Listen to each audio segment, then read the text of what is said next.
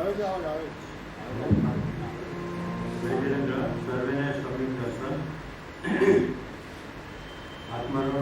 ભાઈઓ બહેનોનું હાર્દિક સ્વાગત છે. વધારે સર્વે મહેમાનોનું દિલથી સ્વાગત છે. દરેકને વિનંતી, આજે રવિવાર હોવાથી આપણે થોડીક ભક્તિનું આયોજન પણ કર્યું છે અને આપણે 11 વાગ્યા સુધી આજે પ્રવચનને બધું રાખશું તો શાંતિથી વ્યવસ્થા એ પ્રમાણે બેસી રહેવા વિનંતી. અને આજે આપણા માટે ખાસ શૈલેષભાઈ મહેતા, જેઓ પુરુષોત્તમજી ઝવેરકાજીના જેના ગુરુ હતા, એમના શિષ્ય છે, જે જન્મથી બધું જ બાય બર્થ મદ્રાસમાં રહેલા છે અને આપણા માટે ખાસ ભક્તિ માટે આવેલા છે. તેમનો આપણે 20-25 મિનિટ લાભ લેશું અને ત્યારબાદ આપણે પ્રવચન કરશું. તેમનું સ્વાગત કરીએ છીએ આપણે. અને તબલા પર સુનિલભાઈ જોરી અને સાઈડ રીલમ પર પ્રશાંતભાઈ છે. તો આ રીતે આપણે એમનો આજે લાભ લેશું અને પ્રોગ્રામ સારી રીતે માણશું.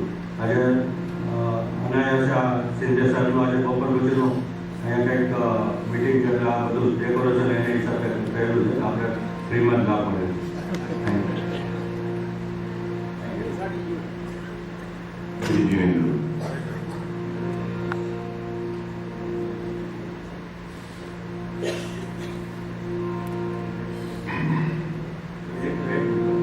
જૈન ધર્મ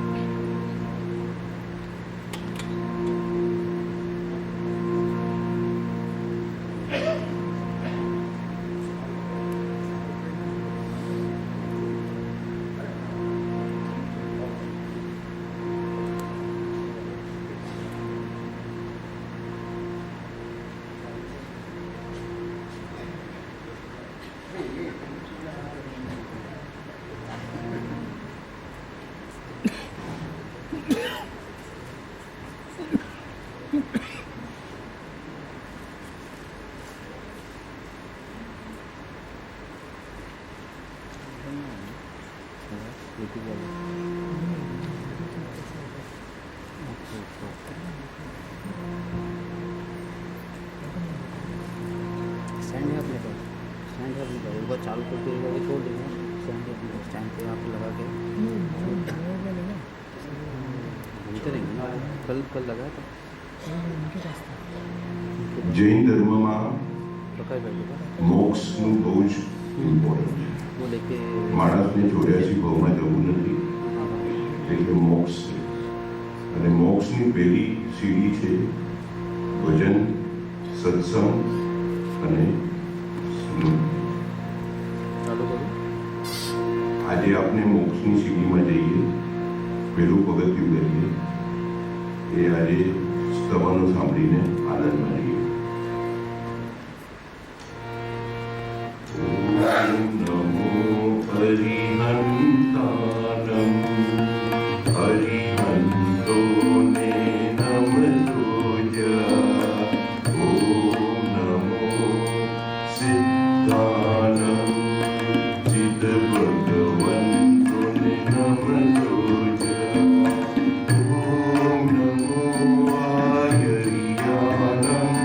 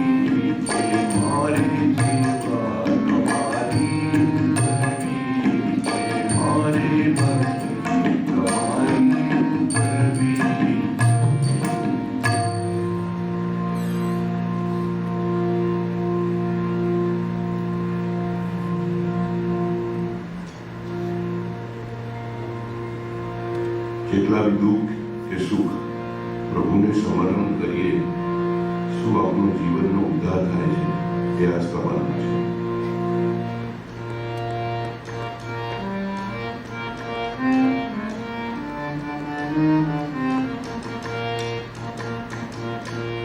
तू एक बार आजा महावीर की शरण में,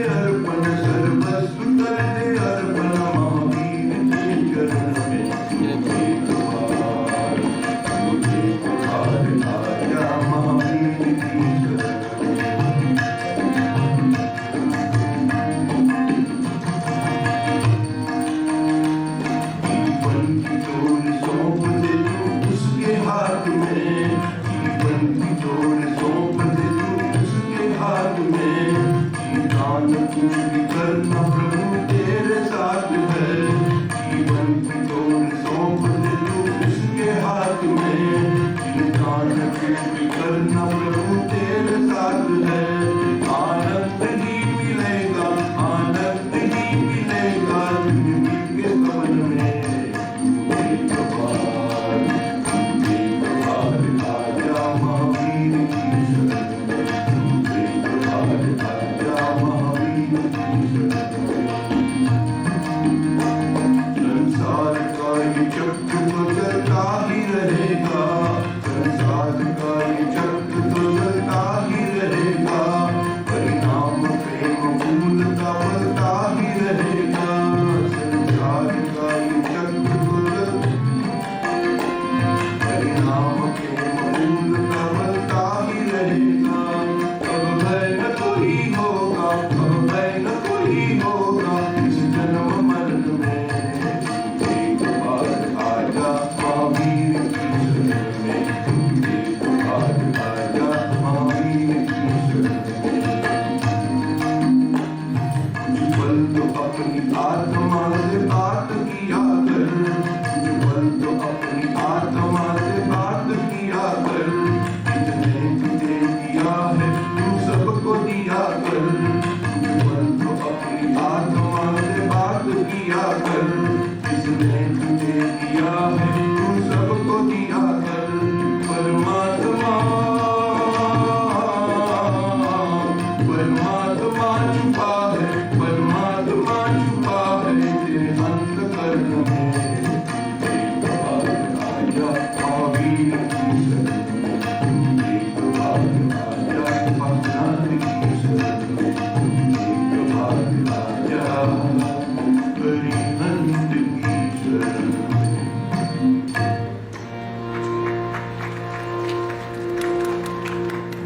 धन्यवाद।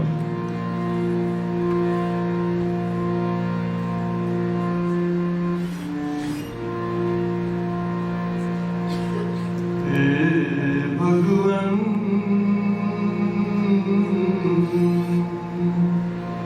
महावीर स्वामी,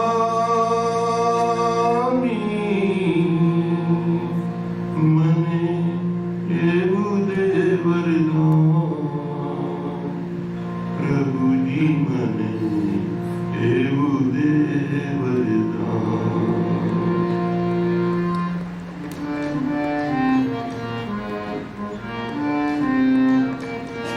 करुणा सागर हे भगवन मने, करुणा सागर हे भगवन मने, एवं दे वरदान।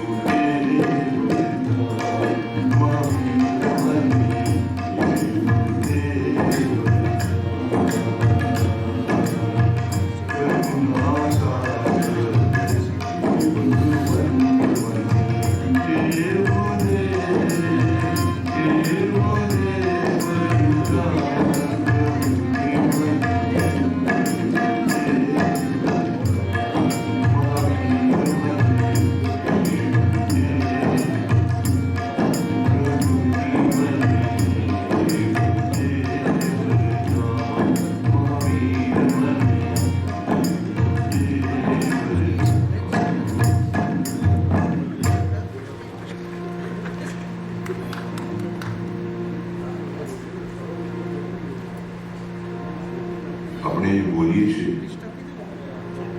એ શબ્દના ઉપર અમારા ગુરુભાઈ અશોક જોરીએ એક ભજન બનાવ્યું છે, એ આપને સંભળાવું છું.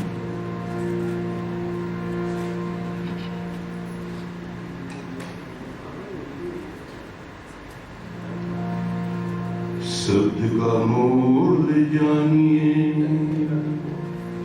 शब्द बड़े अनमोल रे, शब्द का मोल जानिए, शब्द का मोल जानिए, शब्द बड़े अनमोल रे, एक शब्द झगड़ा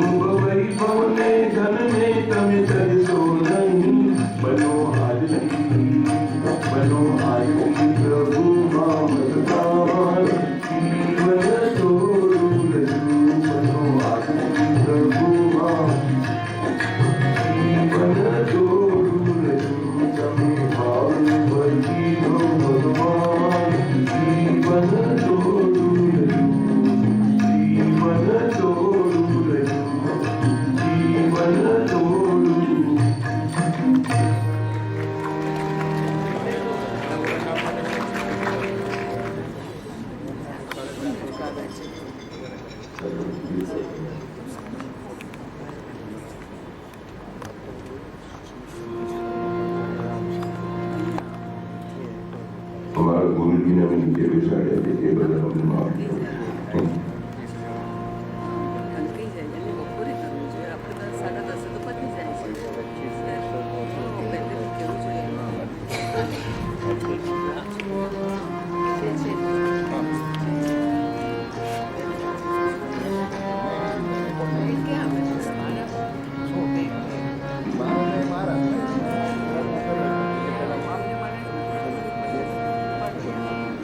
परमानवी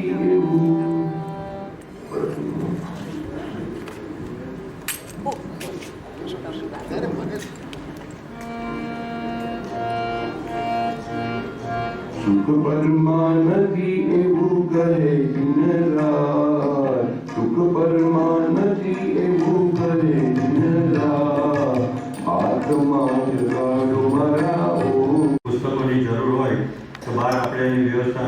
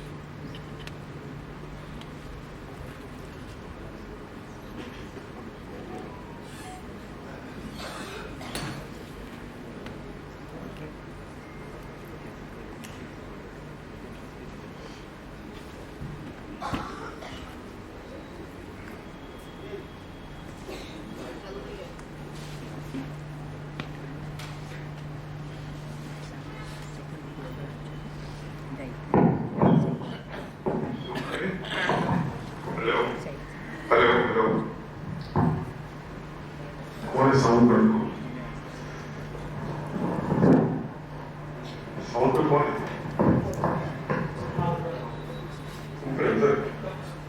थोड़ा डाउन करना भैया हेलो हाँ हेलो ठीक है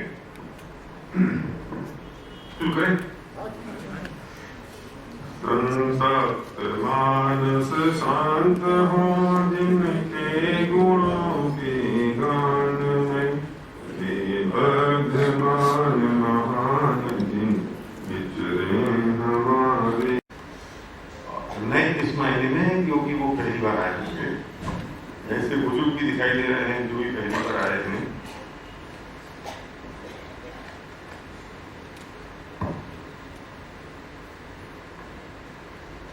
आज कीर्ति भाई ने डायरी पेन भी आपको दे दिया है मिल गया तो इसका भरपूर उपयोग आप कर लेना और इसे जाके उसके बाद आप सुनना। मैं जो बात कहने जा रहा हूं सच बात तो ये है कि ये बात की शुरुआत हुई जैन दर्शन से, और पंडित टोडरमल जी की एक लाइन से बड़े दादा रतन चंद जी भाटी ने एक किताब लिख दी, और उस किताब के बाद मैंने उस पर व्याख्यान शुरू किया। लेकिन ये बात किसी दर्शन की नहीं है, किसी धर्म की नहीं है, ये किसी जगह की नहीं है, ये बात, और थैंक यू लाइफ परफेक्ट। वो कलाकार लोग जब बोल रहे थे तो उनको इतनी लाइट चाहिए थी, मैं कलाकार तो हूं ही, मुझे थोड़ी कम लाइट होगी तो ठीक रहेगा। Thank you. तो ये बात वस्तु का स्वरूप है, और ये बात यथार्थ है, ये बात सच है। इसलिए मैं कहता हूं कि किसी धर्म की घुंडी बांध के से ना सुने। थोड़ा फर्क है धर्म में और अध्यात्म में। हम अध्यात्म की जो बात करते हैं तो हम वस्तु के स्वरूप की बात करते हैं। जब हम धर्म की बात करते हैं तो हमको कभी राम दिखाई देता है, हमें कभी महावीर दिखाई देते हैं, कभी बुद्ध दिखाई देते हैं, कभी फलाना टीम का ये दिखाई देते हैं। इसमें हम अध्यात्म की बात जब करते हैं तो हमें वस्तु के स्वरूप हमें समझ में आता है, और जैन दर्शन अध्यात्म की बात करता है जो वस्तु के स्वरूप की बात करता है। इसलिए जो बात अब मैं कहने जा रहा हूं वो फैक्ट ऑफ लाइफ है। सवाल इस बात का है, मेरा एक प्रश्न है, क्वेश्चन है, क्योंकि मैं आधी बात तो मैं करूंगा और आधी मैं आपसे कराऊंगा। जितने लोग यहाँ हैं उन सबकी शक्ल एक सी है क्या? भाई सब नहीं। पक्की बात? अकल जोर से बोलो, मतलब मैं उनका सुनता हूँ। नहीं, अकल भी इसकी नहीं है। उनके फाइनेंशियल स्टेटस नहीं, वो भी ऐसा नहीं है। सोशल स्टेटस वो भी नहीं है। फिर क्या ऐसा है?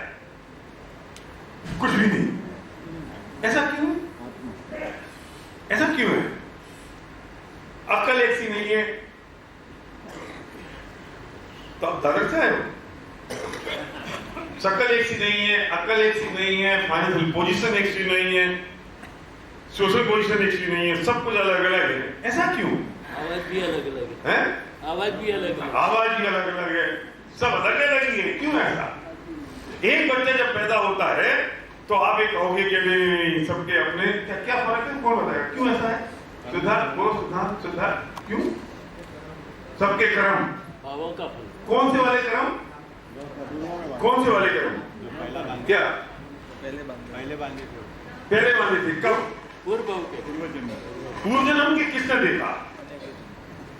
द बिगेस्ट क्वेश्चन पीछे वाली लाइन में, किसने देखा? ये जो कर्म है, ये कर्म है, तो कर्म कब के? किसने देखा अनादि? किसने देखा पूर्व जन्म? किसने देखा कि हम पिछले भक्त में थे? केवल ज्ञानी होते। केवल ज्ञानी कौन? वैसी ऐसी बातें करो तो जो बच्चे आ जाएंगे कल से नहीं आएंगे। समझ सकते हैं ना? बिल्कुल भाई बोलो। अरे सुनो, मेरी समस्या ये है कि तुमने कह दिया कि अभी तुम्हारी शक्ल अकल एक सी नहीं है, फाइनेंशियल पोजीशन एक सी नहीं है, तो तुम्हारे ये कर्म ऐसे थे इसलिए हो गया। ये इसी जन्म के कर्म थे। लेकिन जो एक बच्चा जन्म लेता है और वो जब जन्म लेता है तो उसके नीचे रेड कारपेट होता है, चांदी की चम्मच से वो दूध पीता है, 10 लोग उसकी सेवा में लगे होते हैं, वो रोए उससे पहले तो 6 लोग खड़े हो जाते हैं, भले वो केयरिंग है कि ओवर केयरिंग है इस बात को जाने दो। और एक बच्चा जब पैदा होता है तो वो फुटपाथ पे पैदा होता है, कनाए कनाए करके मर जाता है, उसे नंगा भूखा रहता है, ना माँ के पास पैसे होते हैं ना बाप के पास होते हैं, और उसे दूध के लिए वो तरसता है पैदा होते हैं। क्यों? पैदा होते हुआ तो मेरे कर्म कौन से वाले हुए? इस भव के हुए? प्रदीप भाई बोलो, कौन से वाले हुए? फिर जब पैदा होते हुआ वो यहां क्यों पैदा हुआ फुटपाथ पर? वो क्यों राजमहल में पैदा हुआ? एक कुत्ता नहीं, सॉरी डॉगी बोलना चाहिए, मैं कुत्ता बोलता हूं तो 2-4 बार मुझे बहुत बुरा एक्सपीरियंस हो गया। पता नहीं है भाई, अमेरिका में नहीं है, ये हिंदुस्तान में भी है। नहीं, कुत्ते को खराब लगता है। अरे वो जो कुत्ता पालते हैं वो कहते हैं कुत्ता नहीं बोलना। सच में क्या हुआ, मेरे फार्म हाउस में था, मम्मी मेरे साथ में थी, तो एक बहन वहां से लेकर आई, वो हाथ में पप्पी पप्पी पप्पी। और मम्मी ने बहुत कैजुअली पूछ लिया कि ये कुत्ता कितने साल का हो गया। वो परेशान हो गई, कहती मां ये कुत्ता नहीं है मेरा। मम्मी समझ नहीं पाई, देखो समझ कुत्ता नहीं है, मम्मी मेरा बेटा है। मैंने मम्मी का हाथ दबाया ऐसा पकड़ के, अब इसके आगे कुछ मत बोलना। तो उनको हम कुत्ता नहीं बोल सकते, डॉगी इज फाइन, डॉगी ठीक है। एक डॉगी मैम साहब की गोद में बैठा है, एयर कंडीशन कार में बैठा है, पति ड्राइवर की सीट पे ड्राइविंग कर रहा है, बच्चा आगे वाली सीट पे आया की गोद में बैठा है और पीछे मैम साहब की गोद में डॉगी बैठा हुआ है। ये पुचकार रही है, खेल रही है, कभी उसके होठों से अपने होठ लगाती हैं। मैंने देखा है ये। नितिन भाई आप ऐसी बात कर रहे हैं? You can not imagine. उसकी होठों से अपने होठ लगाती हैं, उसके गालों से अपने गाल चिपकाती हैं, पुचकारती हैं। उसका बेटा आया की गोद में। आया मतलब मेघ, दाई माँ और बहुत अच्छे सब, और डॉगी उसकी गोद में है। और एक कुत्ता फुटपाथ पे कहाँ है करके खुजाते बेचारा रोटी के लिए तरसता है और लोग उसे पत्थर फेंक के मारते हैं। कुत्ता कहीं का भाग जा, चल, कोई लट्ठू मारता है, कोई डंडा मारता है, कोई पत्थर मारता है। मैं पूछता हूं ऐसा क्यों है? कुत्ता तो कुत्ता है। एक कुत्ते के साथ याद हो रहा है, दूसरे कुत्ते को मैम साहब एयर कंडीशन कार में बैठे रखी हुई।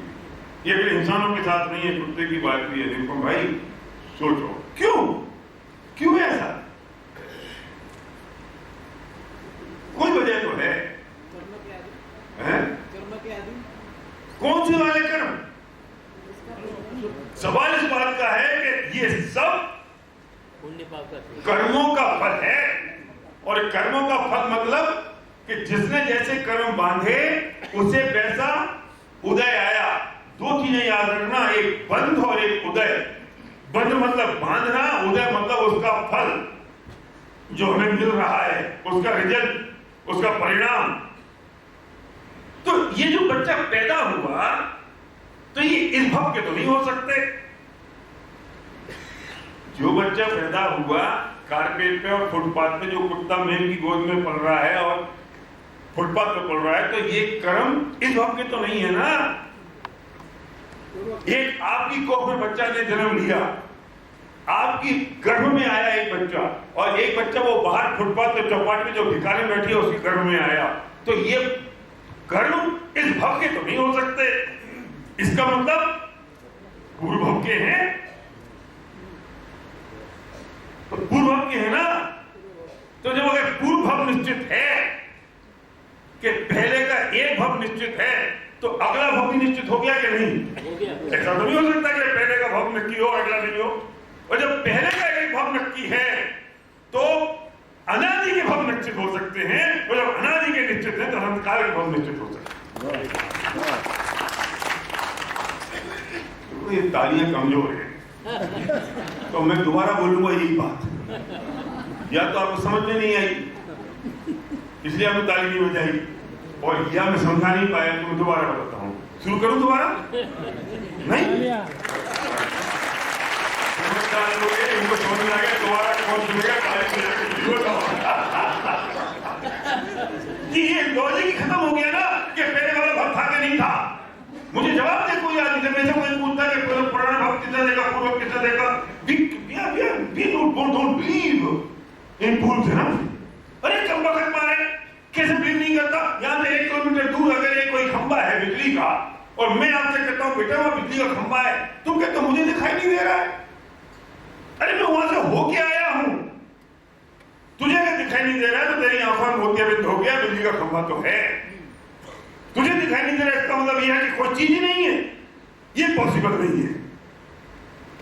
अरे तुझे अगर पूर्व दिखाई नहीं देता तुझे अगर अगला भक्त दिखाई नहीं देता तो तेरे ज्ञान की कमजोरी है, पर जिन्हें कैवल्य ज्ञान हो गया है उनके ज्ञान में तुझे झलक रहा है।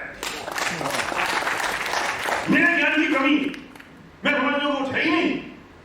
आप स्विट्जरलैंड नहीं गए तो आपको पता ही नहीं वहां खूबसूरती क्या है। आपको नहीं, पूरी दुनिया बदसूरत है और पूरी दुनिया में खूबसूरती है ही नहीं। तूने देखा क्या है, तुझे पता क्या है, तुझे मालूम क्या है? तू उतनी सी बात करता है जितना तुझे दिखाई देता है, जितना तेरा ज्ञान है। पूछ के आना उस आदमी से जो स्विट्जरलैंड जाके आया कि वहां की खूबसूरती क्या है। कि नहीं, तो मैं तो जा तो सकता नहीं हूं, तो उस पर श्रद्धा कर लेना जो जाके आया है, उसकी आंखों से देख लेना जो करके आया है। तो जिसके ज्ञान में झलका है उस पर श्रद्धा कर लेना कि अगर उसके ज्ञान में, तीर्थंकर के ज्ञान में झलका है, उन सिद्धों के ज्ञान में झलका है, उनके ज्ञान में झलका है, तो उन पर श्रद्धा कर लो ना, और वो जो कह रहे बात को स्वीकार कर लो। वरना ये मुझे बताओ कि एक व्यक्ति क्यों फुटपाथ पे पैदा होता है और एक क्यों राजमहल में पैदा होता है? तो ये भव है। तो जब इतने पुराना, जब पूर्व भव है तो अगला भव भी होगा। तो मेरा क्वेश्चन ये है कि अगले भव में जाना कहां है?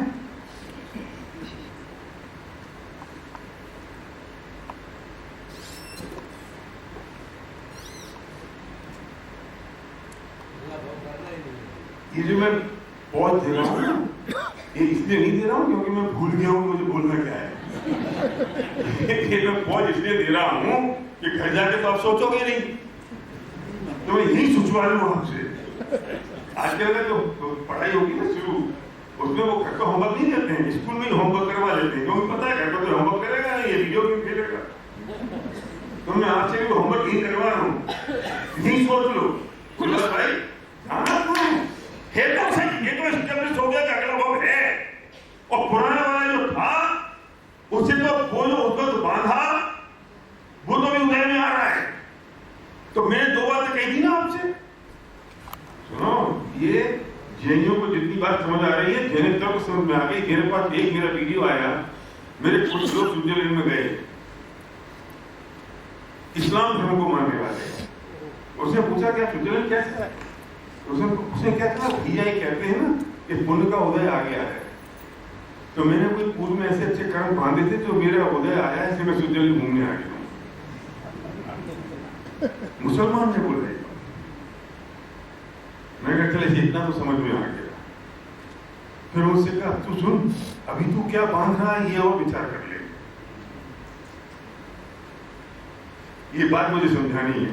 तो मैं दो बातें कहना चाहता हूं, दो बातें ध्यान में रखना है। एक है ये बंध और एक है ये उदय, ये इसी भाषा में याद रखना। मैंने बंध माला बोल दिया, बांधना, उदय मतलब रिजल्ट, फल, परिणाम। तो अभी तुमने जो पूर्व में बांधा था वो तो तुम्हारे उदय में आ रहा है ना। तो जब तुम्हारे उदय में आ रहा है तब भी कुछ बन रहा है कि नहीं? ओहो, ये बात बेस्ट ऑफ द बेस्ट बात है। ये अगर इस बार आना चाहिए, इस बात को समझ के, पहले जो बांधा था ये तो अभी उदय में आ रहा है कि नहीं? देखो देखो, ये बंद है, ये उदय है, इसको ऐसा लिखते हैं।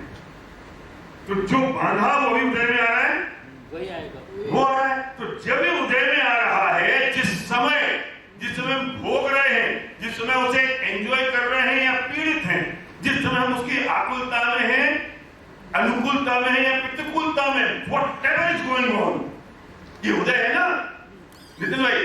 तो इस वक्त भी कुछ बन रहा है कि नहीं? तो जब वो उदय होता है तो पैरेलली कुछ बंधता भी है, parallelly, the same time, Manan the same time, एक ही समय में। क्यों? जब उदय है तब बन रहा है कुछ के नहीं। तो जो इस वक्त बन रहा है अब वो उदय में आएगा कि नहीं? आएगा ही आएगा। और ये चक्र चलता रहता है। ये बंद तब होता है, अभी मैं इस चक्र को बंद करने का विषय नहीं है आज मेरा, वो अगर सुनना है तो कल सुबह आना पड़ेगा। आज तो इस चक्र को बंद करने की बात नहीं कर रहा हूं, मैं बात नहीं कर रहा हूं कि क्या बन रहा है और क्या उदय में आएगा। क्या कर रहे हैं हम, क्या कर क्या रहे हैं, और ये बंधता कैसे है? ये जो कर्मों का खेल है, कर्म बंधते कैसे हैं? उसका लॉजिक क्या है, उसका रीजन क्या है कर्मों को बंधने का? आपको पीछे आवाज ठीक आ रही है ना? गुड। ये बनेंगे कैसे कर? एक व्यक्ति वहां से उसने लेके मुझे जोर से पत्थर फेंक के मारा और वो पत्थर मेरा यहां से निकल गया, क्योंकि यहां मेरे को मच्छर बैठ गया था और मच्छर को भगाने के लिए मैंने थोड़ी गर्दन खींची की और वो पत्थर यहां से निकल गया। मैं कहा, भाई साहब आपने क्या किया यार, ये मेरा सर फूट जाता तो क्या होता? तो वो कहता है भाई ये अकड़ता क्यों है, फूटा क्या? मराठी मानस था ना, कुठे गेला, फूटा क्या? फूटा तो नहीं, फूट जाता तो बोलता है फूटता तब बात करता। वो क्या सोचता है कि अगर इसका सर फूट जाता तो उसे पाप लगता, फूट जाता तो पाप लगता। वो जो पाप है, क्या ये मेरे माथे में भरा है? उसका पाप मेरे माथे में भरा है क्या? ये फूटता तो निकलता। अरे भाई, तूने तो पत्थर फेंक के मेरे पूरे मारने का इंतजाम कर चुका था और उसके लिए तो तूने वो पाप बांध ही लिया। ये तो मेरे पुण्य का उदय था जो मच्छर यहां बैठ गया, और जैसे ही मच्छर बैठा मेरे गर्दन की तो ये निकल गया। तूने कोई कसर नहीं छोड़ी, तूने तो पूरा काम कर लिया अपना मुझे मारने का। तो मैं मरता तो तुझे पाप लगता, या तूने मारने का भाव किया तो तुझे पाप लग गया? भाव करने से पाप। अरे मैं बचा तो मेरे पुण्य के उदय से, तेरी वजह से नहीं बचा मैं। और वो जो मच्छर काटता है, ये हर बार क्या पाप वजह से ही काटता है? अरे यार बहुत मच्छर है तो बहुत तकलीफ दे रहे हैं, तो ये हर बार पाप वजह से ही काटता है क्या मच्छर? क्यों भाई साहब? नहीं, वो तो उसकी धुन में है, मच्छर तो उसकी धुन में। नहीं मेरा पुण्य का उदय था मच्छर का काटने के पाप का उदय था। अरे भैया मेरे पुण्य का उदय था, तो मर जाता। हो सकता था ना। ये तो तूने जो पत्थर फेंका और तेरे वो जो भाव हुए, तुझे तो उस भाव का फल लग गया कि कार से मर जाए। तो मेरे पुण्य का उदय था, तुम्हें बच गया। इससे एक बात और सिद्ध होती है, निज आयु जैसे मरण हो, ये बात जिनवर ने कही। तुम मार कैसे सकोगे जब आयु हर सकते नहीं? इस समझदार की बात कह रहा हूं मैं। कैसे मारोगे तुम जब तुम किसी की आयु हर नहीं सकते हैं? इससे एक बात और सिद्ध होती है, और रोज के स्वाध्यायों की बात कह रहा हूं कि एक तो दूसरे तरफ को छू नहीं सकता। अरे तू छू सकता होता तो तेरे पत्थर मारने से मर गया होता। कैसे छुएगा? किसके मरने से कोई मर जाता है, किसके मारने से कोई मर जाता है। मैं लौट रहा था, पहाड़ों में हम गए एक बार, और बद्रीनाथ नहीं है, बद्रीनाथ के थोड़े से पहले से हम लौट रहे थे तो पता चला कि ट्रैफिक जाम हो गया। सही घटना है। मैं गाड़ी में था पूरी फैमिली के साथ। क्या हुआ, पूरे से एक मारुति जा रही थी और वहां से लैंड स्लाइडिंग हुई, पत्थर गिरा, मारुति से टकराया, मारुति खाई में गिर गई। तो क्या हुआ, उसमें 4 लोग थे, एक का सर फूट गया, एक की टांग टूट गई और एक को कुछ नहीं हुआ और एक की डेथ हो गई। मैं तो गाड़ी में आके सुनना बहुत इंपॉर्टेंट बात है बिल्कुल भाई। जिसका आदमी मरा उसने क्या कहा कि पत्थर के गिरने से मेरा आदमी मर गया। जिसके आदमी को खरोंच नहीं आई उसने क्या कहा, पत्थर तक गिर गया लेकिन मेरे आदमी को खरोंच तक नहीं आई। जिसका सर फूटा उसने क्या कहा, इस पत्थर के कारण मेरा सर फूट गया। जिसकी टांग टूटी उसने क्या कहा, पत्थर के कारण टांग टूटी। मुझे बताओ पत्थर ने क्या किया?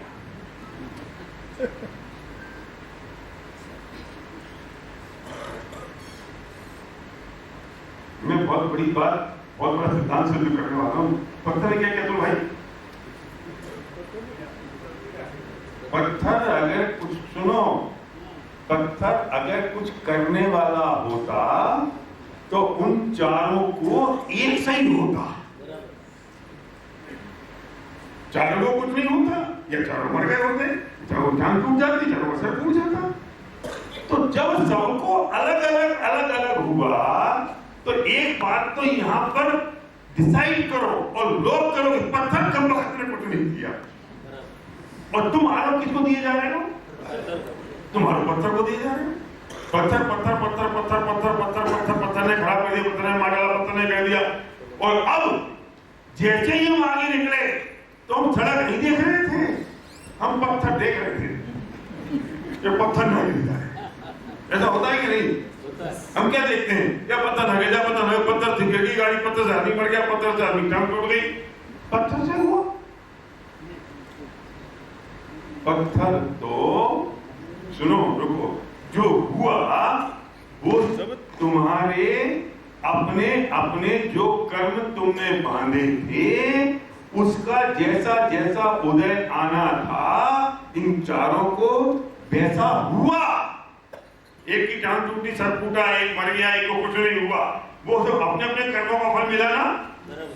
तो पत्थर से क्या हुआ? पत्थर से कुछ नहीं हुआ, पत्थर से निमित्त था। और पत्थर नहीं होता तो कंकड़ होता, कंकड़ नहीं होता लकड़ी होती, लकड़ी होती कुछ नहीं होता।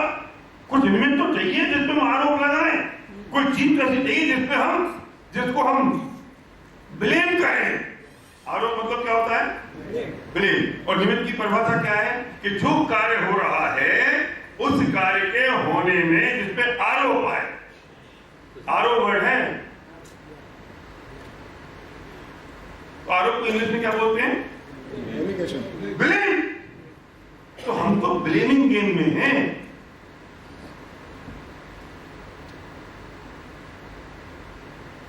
दीवान, हम ब्लेमिंग गेम में हैं। तेरी वजह से ये हो गया, तेरे कारण ये हो गया, तेरे कारण वो हो गया, तेरी वजह से ये हो गया, उसके कारण ये हो गया, उसके कारण सरकार नहीं बदलती तो ये नहीं होता, सरकार बदल गई तो ये हो गया। वहां भी ब्लेम है। पापा की वजह से मेरा ये नुकसान हो गया, तेरी वजह से गड़बड़ हो गई, मैं तो लेट हो गया क्योंकि तीन भाई ने 11 बजे तक प्रोग्राम कर दिया। और ब्लेमिंग गेम।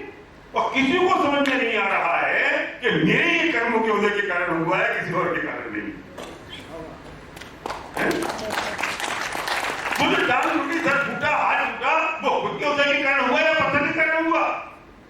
पत्थर से तो सबको एक सा होता, सबको लगा हो रहा है।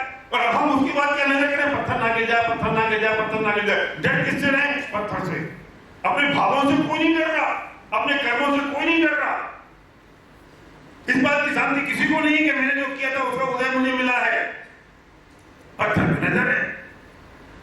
तो समस्या इस बात की कि ये काम कभी रुकेगा? ये काम कभी रुकता नहीं है। ये बंद और उदय का काम कभी रुकता नहीं है, क्योंकि मैंने वो सच्ची मान्यता नहीं समझी, वस्तु का स्वरूप नहीं समझा, उसका लॉजिक, उसका रीजन नहीं समझा। तो ये कभी रुकता नहीं है, इसलिए ब्लेमिंग गेम कभी नहीं रुकता। और जब ब्लेमिंग गेम कभी नहीं रुकता तो मैं कर्म बंधना भी कभी नहीं रुकते। कैसे रुके हो सकते? एक मच्छर आया, यहां बैठा और मैंने उसको जोर से मारा। लोग करते हैं, गजब गाड़ी में बैठे, ये क्या कर रहे हो? तो एक छोटे से मच्छर ने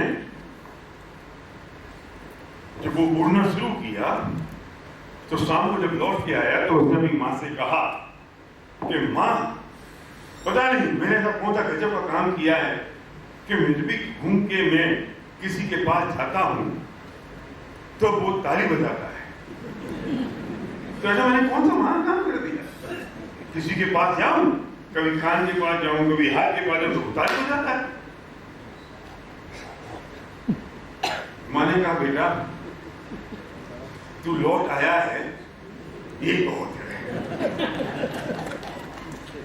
तुझे लग रहा है कि वे ताली बजा रहे हैं, लेकिन मैं तुझे मारने की कोशिश कर रही हूं।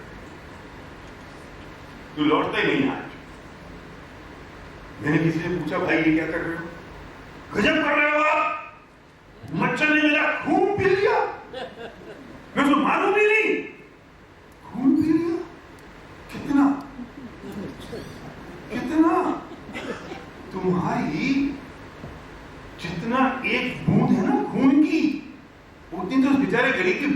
नहीं है, उसे खून पी लिया, उसे तुम्हें सिर्फ एक पप्पी दी है, सिर्फ किस किया है, और किसकी तुमने सजा उसको ये दे दी कि उसे मौत के घाट उतार दिया।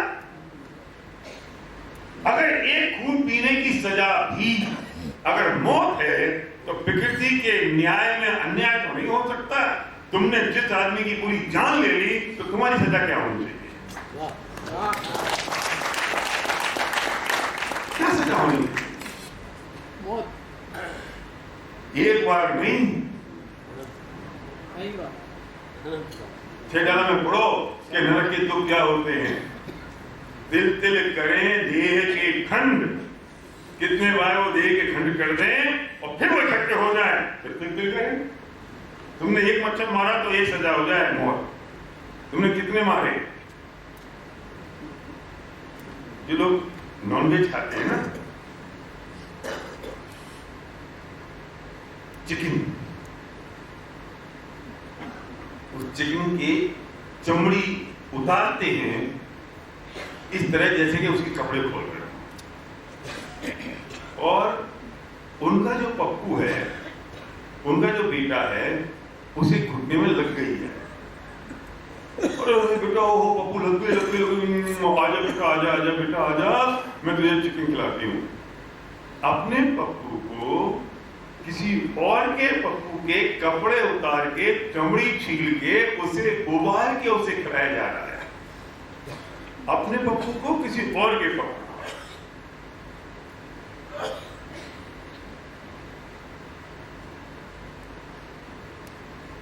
मेरा एक मित्र था, उसने मुझसे कहा कि मैंने तो अब छोड़ दिया नॉनवेज।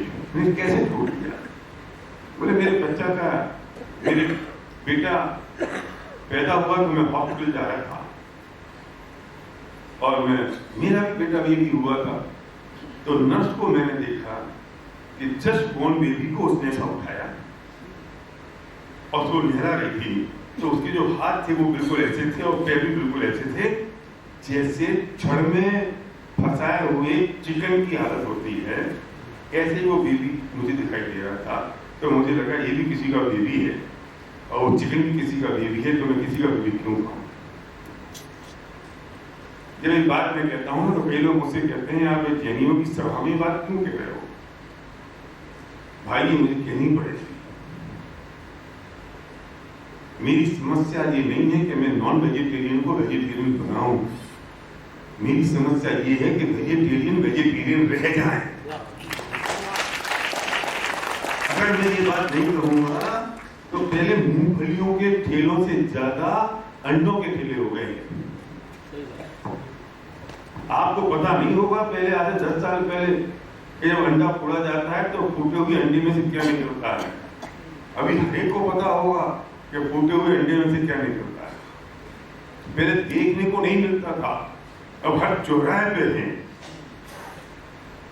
तो कितनी सी देर लगेगी उन लोगों को यहां से यहां शिफ्ट होने में? आपको पता नहीं होगा भाई साहब, जो सफेद बाल वाले लोग बैठे हैं, एक नई कैटेगरी और चालू हो गई है। तो I am vegetarian but I am eggetarian. ये नई कैटेगरी है किरण भाई। कौन सी? एगेटेरियन। मैं नॉनवेज नहीं खाता हूं, पर मैं एग खाता हूं। Vegetarian, non vegetarian, eggetarian. वाह, पता कर लेना हमारे बच्चे तीसरी कैटेगरी में आना शुरू तो नहीं कर दिए हैं।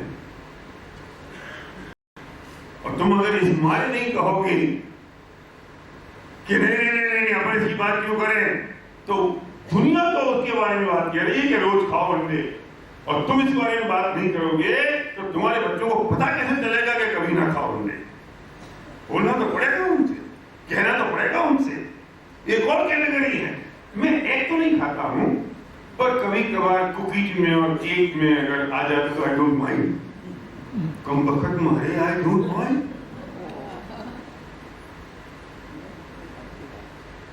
केक और कुकीज इज फाइन। फिर मैं वहां पूछता नहीं हूं उसमें है कि नहीं है। कौन किसको धोखा दे रहा है? कौन किसको समझा रहा है? तूने उस मच्छर को मारा और मच्छर तेरी उंगलियों के बीच में से निकल गया। अरे भले आदमी, तूने तो मच्छर को मारा मारने की पूरी तैयारी कर ली थी। ये तो उसकी आयु 6 हुई नहीं थी, ये तो उसकी आयु अभी शेष थी, वो तुम्हारी उंगली के बीच से निकल गया और तुमने तो मार मार के उसका निपटारा कर दिया था। तो इसका दोष किसको लगेगा कि नहीं लगेगा? मच्छर के मरने पर ही तुझे पाप लगेगा कि तूने जो मच्छर को मारने का भाव किया उससे काम है। वो बच्चा तेरी वजह से नहीं है, तेरी वजह से तो मर ही चुका था। ये बच्चा तो बेचारा अपनी आयु से सिद्ध होता है कि ना तुम किसी को मार सकते हो, ना तुम किसी को जिला सकते हो, ना बचा सकते हो। वो अपनी आयु 6 से ही मरता है, आयु 6 नहीं होती तो जीवित रहता। लेकिन तुमने उसके जो भाव किए उसका फल तो मुझे लग गया। तो मैं वो फल भोगने को तैयार हूं कि मेरे करने से कुछ हो जाए तो तेरे करने से तो कुछ हो नहीं रहा है। क्या प्रकाश भाई, तेरे करने से कुछ हो रहा है? तेरे करने से नहीं हो रहा है, वो तो उसके अपने कर्मों के कारण हो रहा है। अगर वो मरा तो वो अपने कर्मों के कारण मरा, तेरे कारण नहीं मरा। तूने क्या किया? तूने सिर्फ भाव किए। तो क्या करूं? अपने भाव का ध्यान रखना। तेरे सोचने से कुछ होने वाला नहीं है, तेरे सोचने से तेरे कर्म बनने वाले हैं, बस उनका ध्यान रख लेना। रात को 2 बजे मुंबई सेंट्रल के रेलवे स्टेशन पर एक महिला लेटी हुई है,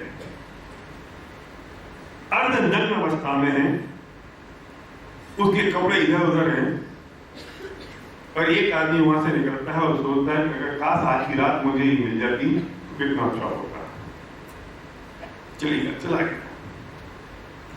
दूसरा आदमी वहां से निकलता है और कहता है कि क्या गठीला शरीर है, कितना सुंदर शरीर है, काश 1 घंटे के लिए मुझे मिल जाती तो कितना अच्छा होता। तीसरा आदमी वहां से निकलता है, वो कहता है ओहो इससे शायद बहुत तकलीफ है और चला जाता है। चौथा आदमी आता है, उसे देखता है, सर्दी का समय है, अपना कोट उतारता है, उसके ऊपर रखता है सबसे पहले और कहता है बहन उठो, मेरे घर पर पूरा परिवार है, आज की रात तो मेरे घर पर रुक जाओ, मेरी पत्नी, मेरी बच्ची, मेरे बेटे सब हैं, कल सुबह तुम्हें जहाँ जाना हो वहां चले जाना या मैं अपना स्टेशन छोड़ दूंगा। मैं पूछता हूं सिचुएशन एक है और उस सिचुएशन पे 4 लोगों ने क्रॉस किया। वो जो कर्म बंद होगा वो किस आधार पर होना चाहिए? चारों को एक साथ तो नहीं हो सकता, तो कोई प्रकृति का नियम तो होगा। मैं आप पे छोड़ रहा हूं ये बात। जो लोग कहते हैं ना कि हम नहीं मानते कर्म सिद्धांत को, हमें समझ में नहीं आता कर्म, मैं आपसे कहता हूं आप जज हो, आप नक्की करो कि जो 4 लोग वहां से निकले चारों को एक कुछ तो होगा ना, कि कुछ नहीं होगा, कि चारों को एक सा होगा, कि चारों को अलग अलग होना चाहिए। क्या होना चाहिए? कि चारों को अलग अलग कर्म बनना चाहिए। तो किसके आधार पर बनेंगे वो कर्म? सुनो, मिली तो वो महिला किसी को नहीं समझ में, वो महिला किसी के हाथ में नहीं आई, वो तो भाई के साथ चली गई रात को घर उसके। उनने जो कर्म बांधे वे पोखर में बांधे के नहीं, और वो चारों को अलग अलग कर्म बंधे के नहीं, तो वो जो कर्म बंधे वो किस आधार में बंधे? उसका लॉजिक क्या रहा? उनके भाव, उसका रीजन क्या रहा उन कर्म बंधन का? उनके भाव, उनने उसके प्रति क्या भाव किए? मिली मिली नहीं है वो। क्या प्रदीप भाई? तो वो जो भाव किए उससे कर्म बंधे ना। तो जो कर्म बंधे वे उदय में आएंगे कि नहीं आएंगे? वे उदय में आएंगे तो भोगेगा कौन? यही तो समस्या है कि जब प्रतिकूलता का समय आता है तो भगवान से हे भगवान, हे भगवान, मैंने ऐसे क्या कर्म किए हैं जो मुझे तकलीफ हो रही है? तू रोता है भगवान के सामने? भगवान ने किया तेरे साथ? भगवान करेगा? हम सब अगर भगवान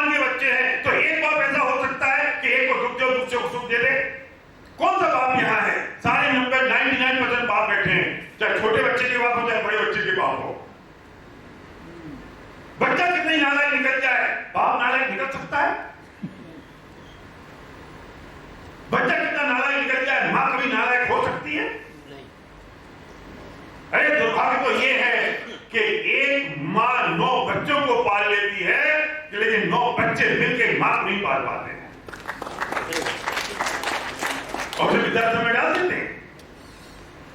और जब वृद्धाश्रम में मैंने देखा तो भाई वृद्धाश्रम में पड़ी हुई मां जिसको उसके बच्चे, जिसके 5-5, 7-7 बच्चे हैं, बहुएं, पोती हैं, नाते हैं, आप 10 मिनट उसके पास जाके बैठो तो भी वो कहती है कि मैं भगवान से एक ही प्रार्थना करती हूँ कि काश मेरे बच्चों को दुख ना हो। मैंने उससे बोला पागल हो गई है बुढ़िया, वो तुझे यहाँ पटक गए ना, अभी तो उनकी भावना उनके लिए प्रार्थना कर रही है।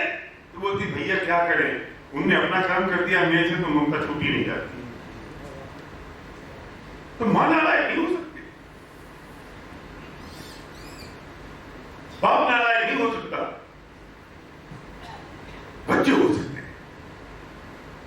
तो अगर वो परमपिता परमात्मा है, अगर वो परमपिता परमात्मा है और हम उसकी संतान हैं, तो एक को दुख दे, एक को सुख दे।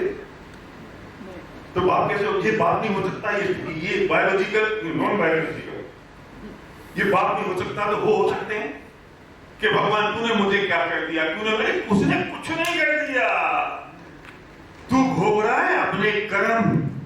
अब तुझे तो आरोप देने की आदत पड़ी है, तुझे तो ब्लेम करने की आदत पड़ी है, तो तुझे कोई और नहीं मिला तो तूने भगवान को ब्लेम करना शुरू कर दिया कि भगवान की वजह से ऐसा हो गया। और ब्लेम अगर नहीं करना है तो भगवान से मांगना शुरू कर दिया कि भगवान मुझे दे दे तो मेरा ये काम हो जाए। वो दे सकता है तुझे? तो अगर वो दे सकता है तो तेरे कर्म क्या काम करेंगे? 10,000 लोग थे, और चलो भाई फैक्ट बात है, 10,000 लोगों की सभा थी और सब 10,000 दिन तो हो नहीं सकते, ये तो इतने सालों को बुलाने के लिए मुझे कल तपस्या करनी पड़ी थी।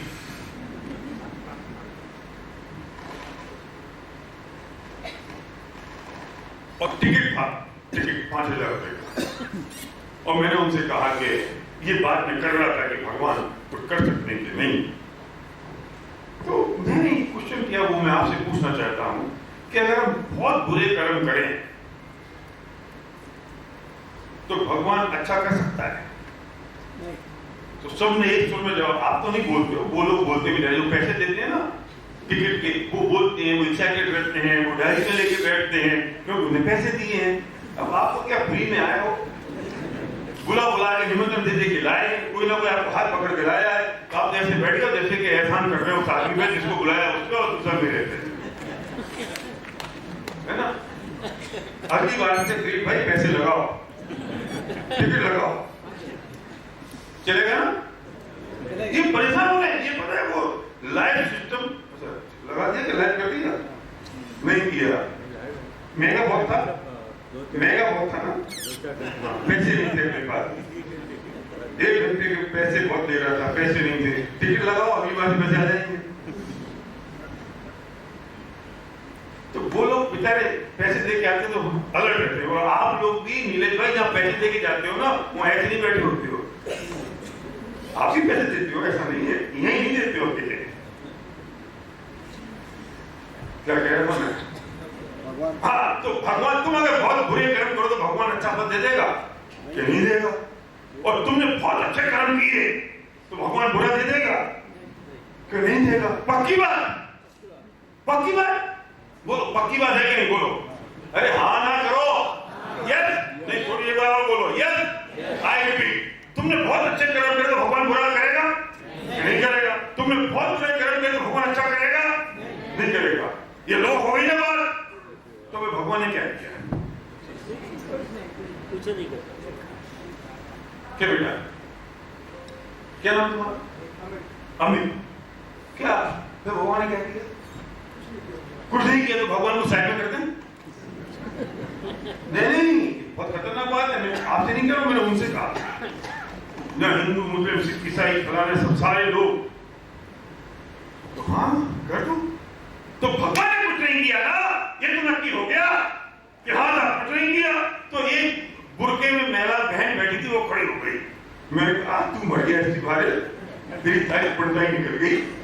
और मेरी डरना था बोलते बोलते 1 लाख बोला था मैंने कहा बोलो बहन। तो बोली भैया हमने अच्छे कर्म किए तो उसने अच्छा फल दिया, हमने बुरे कर्म किए तो उसने बुरा फल दिया। तो मैंने कहा तुम ये कहना चाहती हो वो सिर्फ अकाउंटेंट है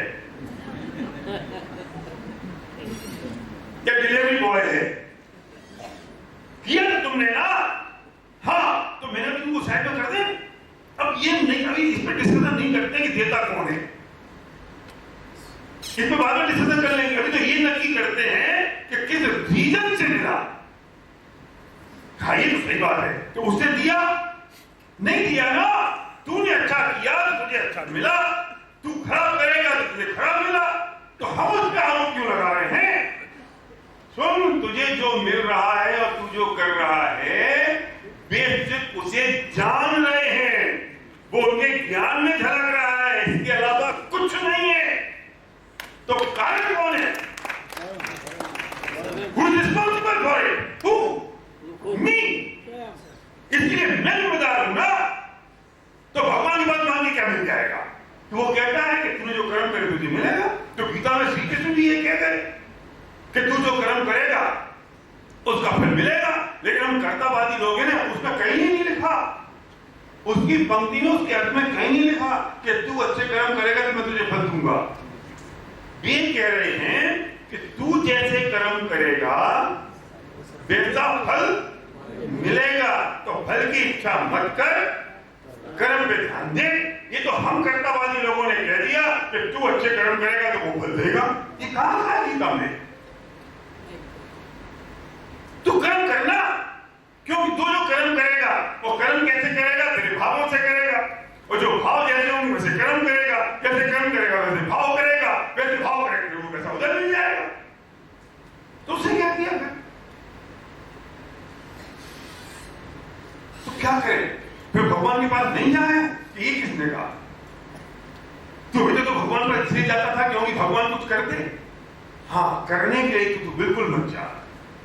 अब भगवान के पास जा तो जाएगा भी वैसे ही जैसे आज तक जा रहा था, करेगा भी वैसे ही जैसे कर रहा था, पर दृष्टि बदल जाएगी। अभी तक मांगने जा रहा था और अब इसलिए जाएगा कि भगवान, तुम भगवान कैसे बने ये मुझे जानना है, इसलिए मैं आपके पास आया। दृष्टि बदल जाएगी बस, इसके अलावा कुछ नहीं होगा कि नहीं नहीं साहब मैंने भगवान से मांगा तो था और मुझे मिल गया था। सुन, बताओ कैसे मिल गया था? जयपुर में राजस्थान का रास्ता है, जयपुर में, तो मैं दोपहर में 11 बजे वहां से क्रॉस कर रहा था, तो पहले चौराहे पे पहुंचा और वहां से रामलाल नाम का आदमी आ रहा था, और हम दोनों जैसे पहले चौराहे पे पहुंचे मैंने उसको जय जिनेंद्र करी 11 बजे, और 11 बजे उसको सीवियर हार्ट अटैक आया, चक्कर आए, गिर पड़ा, प्राण निकल गए, मर गया। आसपास के दुकानदारों ने क्या देखा कि अभी अभी एसपी भारेल ने जयजंत की और मर गया। सारे लोग मेरे पास आ गए, क्या किया तुमने, क्या किया तुमने, क्या किया? अरे मैंने कुछ नहीं किया। तुमने कुछ तो किया, तुमने जयजंत की और वो मर गया। बात पहुंचते पहुंचते पूरे बाजार में ये फैल गई कि ये जिससे जयजंत करता है वो मर जाता है, और आप मानोगे नहीं तब से मेरा जयजंत करना बंद हो गया। कौन रिस्क ले? मैंने कहा एक आध बार ट्राई करके और देख लो क्या होता है क्या नहीं होता। नहीं, कौन लेगा रिस्क? मैं किससे कहूं जयजंत को वो निपट जाए? आप में तो कोई तैयार हो प्रोग्राम के बाद, तैयार हो कि मैं अब जयजंत करूं? देख लेना, सोच लेना, कहीं निपट ना लो, दिए की बैठक हो जाएगी 3 दिन में। क्या क्या कहा उसने? अरे भाई 11 बजे का समय था, उसे सीधे हार्ट अटैक आना था, और वही 11 बजे का समय था जब मुझे उससे जजमेंट करनी थी। 2 क्रियाओं का काल एक हो गया, तो हम मूर्खों ने कह दिया कि इसके कारण ये हुआ। Because he is a master of believing game. कि भगवान मेरा ये काम हो जाए, और उसी काल में वो काम होना था अपने कर्मोदय के अनुसार, तो तूने कहा कि मैं भगवान से मांगो और ये काम हो गया। मैं बहुत अभिमान में हूं आज कि मैंने कल कहा और आप सब आ गए मेरे कहने पे आए। अब मैं कह रहा हूं कल भी आ जाना, चौथा ही रह जाने। क्यों? मैं आना तो चाहता हूं लेकिन मंडे है, तो मेरे कहने से आओ तो कल भी आओगे।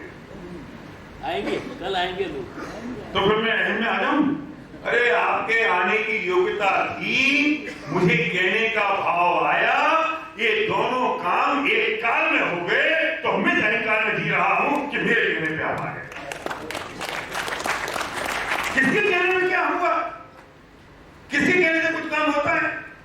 कौन से करने से कोई काम होता है? क्योंकि एक तरफ दूसरे तरफ को छू नहीं सकता, एक तरफ दूसरे तरफ में कुछ कर नहीं सकता, एक तरफ दूसरे तरफ का करता होता नहीं है, क्योंकि सबको अपने अपने कर्मों का फल मिलता है। और जब सबको अपने कर्मों का फल मिलता है तो मैं किसी में कुछ कर नहीं सकता। तो कल की बात को अगर कनेक्ट करें तो मैं जितने भी वो किए हैं मैं उसमें हस्तक्षेप कर ही नहीं सकता। जितने भी संयोग हैं मैं उसको छू सकता ही नहीं हूं, वो सिर्फ मेरे लिए किए हैं और मैं ज्ञान से उनको जानता हूं क्योंकि मैं ही ज्ञान हूं। दर्शन इकोसिस्टम है। आप पूरी बात कहीं से भी करोगे ना, वो लैंड तो एक ही जगह पे होगी। पूरे समझ में क्या बात है? एक ही जगह लैंड करेगी, दूसरे हो ही नहीं सकती, वो बदल ही नहीं सकती। तो क्या करें? क्या कि सुन परेशान क्यों हो रहा है? कुछ करने की जरूरत क्या है? थोड़ा मनी से पूछा कि क्या करें, क्या करना चाहिए, अब क्या बचा है, तो उन्होंने बहुत बढ़िया बात कही। हर पल एक ही बात का विचार करना कि इन भावों का फल क्या होगा। ये थर्मामीटर है, मैं थर्मामीटर दे रहा हूं कि करें क्या। आप तो ये बताओ अब क्या करें? पूरी बात आपने समझा दी घंटे भर में, क्या करें? कुछ मत कर। सॉल्यूशन है कि तू ये सोच ले कि इन भावों का फल क्या होगा।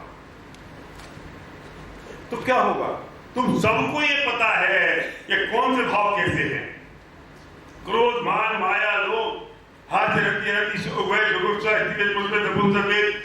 हिंसा, झूठ, चोरी, कुशील, परिग्रह, कसाई के भाव, पाप के भाव, सबको पता है कि भाव कैसे हैं। दुर्भाग्य ये है कि ये समझ नहीं आता कि इन भावों का फल क्या रहेगा, क्या मिलेगा। इन भावों का फल क्या होगा?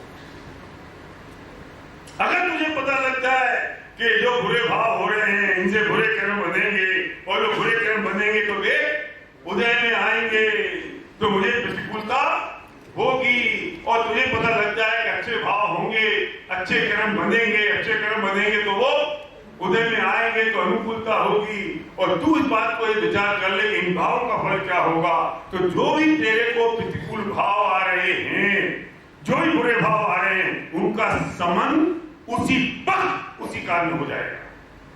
नहीं समझ में आया? बताओ उसको। पति पत्नी लड़ रहे हैं, लड़ते ही और कोई ये कहे कि नहीं हम नहीं लड़ते, तो मुझे शंका होती कि पति पत्नी भी है कि नहीं। स्वरूप है, क्यों है? ऐसा ही है, लड़ना ही है उनको। तो जब वो पति पत्नी लड़ते हैं तो बेस क्या होता है? आई एम राइट और रॉन्ग। वो समझती है आई एम राइट और रॉन्ग, ये कहता है आई एम राइट और रॉन्ग। और लड़ते लड़ते लड़ते 2-4 घंटे में ये समझ ही नहीं आता कि हम लड़े किस बात पे। ऐसे होता है पति पत्नी की लड़ाई में, पता ही नहीं चलता किस बात पे लड़े थे। उसने कहा भाई चाय लाना, ठीक है 15 मिनट हो गए, चाय नहीं आई तो अपने बना लो, अपने बना लो। पागल हो गई तो दिमाग खराब हो गया, से काम कर गए, अपने बना लो। तो क्या करूं मैं? तुम्हें बना लियो, तुम्हें नौकरानी, तुम्हारे बच्चों की नौकरानी, तुम्हारे माँ बाप की नौकरानी, नौकरानी मत क्यों कर रही है? तो क्या बात करूं? तेरे घर से आई थी तो नौकरानी बन के आई थी, मेरे बाप तक मत जाना। हो गई लड़ाई शुरू। आधा घंटे बाद समझ में नहीं आया लड़े क्यों थे, क्योंकि लड़ते लड़ते क्या होता है कि जो लास्ट बात है ना हम उस पे लड़ते हैं, हमें पता ही नहीं होता है कि हमने रूट कॉज ऑफ द लड़ाई शुरू क्या किया था। हम बाप पे तो आ गए, अब वो बाप से शुरू होती है, नौकरानी पे आ गए तो नौकरानी से शुरू होती है। अरे बात ये थी कि चाय लेगा, अगर कोई पत्नी कह दे सब डिलीट करो मैं चाय लेगा, खत्म हो जाती है ना। नहीं अब मैं नहीं पीऊंगा, तुम मेरे बाप तक क्यों गई, मैं तेरे बाप तक क्यों गया, और उसे चाय भी नहीं पी। शुरू क्यों हुई थी चाय पे, अब वो चाय भी खत्म हो गई। उस वक्त अगर तुम्हारे बेडरूम की दीवार पे उसकी कवाट पर अगर ये लिखा हो कि इन भावों का फल क्या होगा, तो लड़ाई आगे बढ़ेगी। पत्नी आगे जो पहले पढ़ लेगा कि इन भावों का फल क्या होगा, okay okay okay leave it, okay I am so sorry, okay leave it, I am sorry. लड़ते हो ना, इतने भी नहीं लड़ते कि तलाक ले लो, और लड़े हुए रहते नहीं हो। मेरे पास आते हैं बहुत सारे लोग काउंसलिंग के लिए, तो मैं उनसे कहता हूँ तलाक लेनी तेरा है, हम तो आप इस बात में कहते हैं हम लड़ते हैं क्या करें, लड़ते तलाक ले लो, नहीं तो लड़ना बंद कर दो। अगर इतनी तकलीफ है अलग अलग हो जाओ ना, अलग तो नहीं होना है तो प्यार से रह लो, प्यार से भी नहीं रह सकते तो भगवान को प्यारे हो जाओ। तीसरा ये पता है मैंने ना 20 साल में करते करते सीखा है।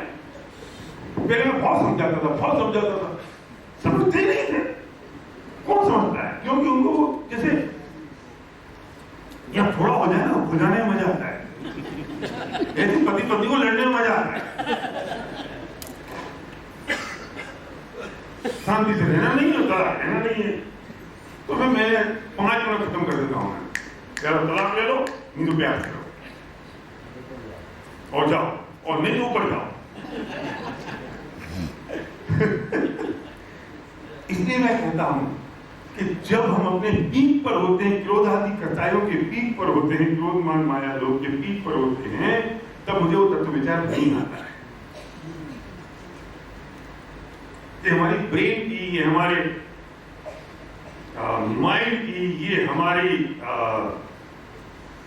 मत सूत्र ज्ञान की ये डिजाइन ऐसी है।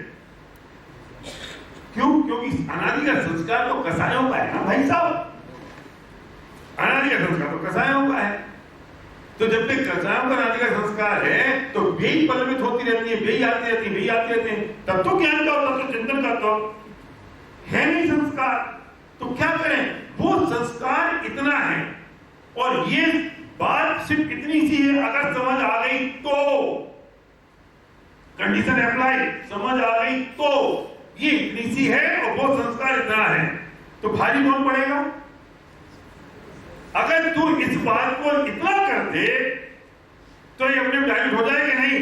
छठे सातवें गोस्थान में झूलते हुए मुनिराज वो 24 घंटे जब तत्व का चिंतन करते हैं, हो अर्ध विशाखा सन्नाटा वन में मंचारी करते हो, तब शांत निराकुल मानस तुम तत्वों का चिंतन करते हो। और उस वक्त उनका तत्व चिंतन 24 घंटे चलता रहता है, तो कसाय के परिणाम आते नहीं हैं, और अगर आ जाए कोई प्रतिकूलता के परिणाम तो ये तत्व चिंतन इतना ज्यादा है कि जागरूक हो जाता है। हमारे साथ उल्टा है, हमारे ये संस्कार इतने ज्यादा है, तत्व चिंतन कम है, तो ये भारी रहते हैं और ये जागरूक हो जाता है। तो क्या करेंगे, बेटा कला स्वाध्याय करना चाहिए।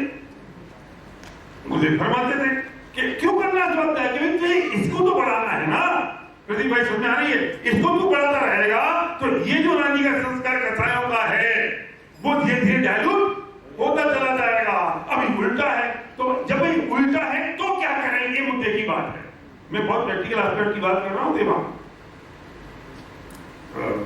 अतुल भाई क्या कहा मैंने, मुरीदाना कोर ऐसा है और ये इतना रह गया, हमारा ये इतना है और ये छोटा है, तो क्या करें? उपाय है कि बेचा कल्ला स्वाध्याय करो जाएंगे कि 2 घंटे स्वाध्याय करो, लेकिन अब इमीडिएट क्या करें? 2 घंटे तो नहीं हो रहा है, तो इमीडिएट एक कर कि जब तेरे कसाय के परिणाम इतने ज्यादा हो तो अपने घर में, अपने बाथरूम में, अपनी वार्डरोब पे, अपने लैपटॉप पे, अपनी मोबाइल की स्क्रीन पे, जहां तेरी नजर पड़ती हो उन सब जगह लिख दे कि इन भावों का फल क्या है।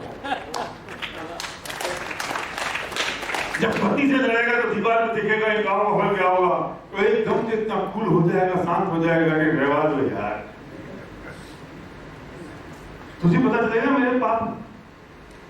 और जब बच्चों से झगड़ा कर रहा होगा और बीच में तुम मोबाइल देखा तो उसमें लिखा हुआ इन भावों का फल क्या होगा, बच्चे से कहते यार लीव इट यार, कोई बात नहीं, you are right, I am wrong, no problem. ये परिणाम तो मेरे हैं ना, ये किसी और के तो नहीं है। रुको, यहां से जा रहे हो पुणे और बहुत बढ़िया रोड है और आप जा रहे हो 140 पे, पत्नी बगल में बैठी है, आप गाने सुनते हुए मस्ती में झूमते हुए जा रहे हो, सामने एक एक्सीडेंट दिखाई देता है। एक्सीडेंट, गाड़ी टूट गई है, पति की डेथ हो गई है, पत्नी चिल्ला रही है, बच्चा जमीन पे पड़ा हुआ है, आप 1 मिनट के लिए रोकते हो, गाड़ी क्या हुआ? ओह अरे बाप रे, अब आपकी स्पीड कितनी है? अब आपकी स्पीड कितनी है? अब आ जाओगे आप 60 पे, और फिर सुनो आपका डायलॉग, क्या फायदा तेज चलने से। ये रोज की कहानी है, तेज चलने से क्या फायदा है? अब कौन सा 10 मिनट पहले पहुंच जाएंगे, बाद पहुंच जाएंगे, ऐसा हो जाएगा तो। अच्छा, ये जो थॉट है कितनी देर रहता है? आधा घंटा। क्यों है? हाँ, और आधा घंटे बाद फिर वो एक्सीडेंट हो जाता है और 240 होगी। क्यों? क्यों? हमारा ब्रेन जल्दी से चीजों को भूल जाता है और हमारे जो संस्कार पड़े हैं वे ज्यादा हावी रहते हैं। तो क्या काम करो कि वो जो बच्चों के वो एक्सीडेंट हुआ है ना, उसका फोटो ले लो मोबाइल पे और उसका प्रिंटआउट निकाल के गाड़ी के स्टीयरिंग पे चिपका लो। अब तुम्हारी गाड़ी 140 जाएगी ना नितिन भाई, और फोटो दिखेगी, वापस 60 पे आ जाएगी, क्या फायदा थी चलने से। हम भूल जाते हैं क्योंकि संस्कार तत्व ज्ञान का इतना सा है और ये इतना है। इसलिए मैं कहता हूं कि लिख लो, इसलिए मैं कहता हूं बाथरूम में लिख लो नीलेश भाई, क्योंकि हम बाथरूम में बैठते हैं ना, एकदम पीस में होते हैं, शांति में होते हैं, कोई चक्कर नहीं, कोई लफड़ा नहीं। इसलिए मैं कहता हूं शांति निकेतन है, पत्नी डिस्टर्ब नहीं करती, बच्चे डिस्टर्ब नहीं करते, आराम से बैठे होते हैं। लेकिन कम वक्त हमारी ये बात 50 साल पुरानी है, क्योंकि अब तो हर दूसरा आदमी फोन ले जाता है अंदर, और सारे व्हाट्सएप जितने आपके पास आ रहे हैं ना, वो उसने वहां से बैठ के भेजे हैं।